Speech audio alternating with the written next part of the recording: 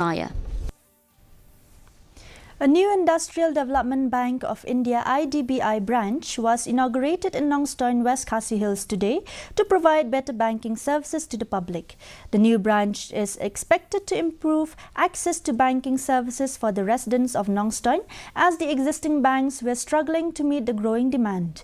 In his speech, H.K. Thaba, the Additional Deputy Commissioner of West Khasi Hills, commended IDBI Bank's initiative and expressed hope that the bank would cater to the needs of the community, while urging the bank to consider opening branches in rural areas like Shalang, Riangdo and Rambrai.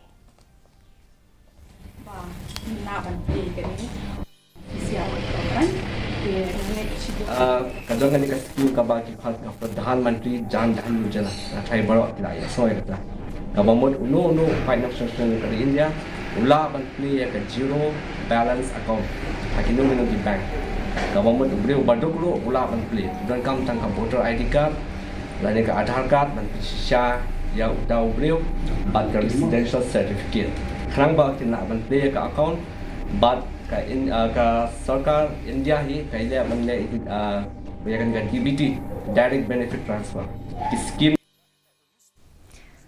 The National Testing Agency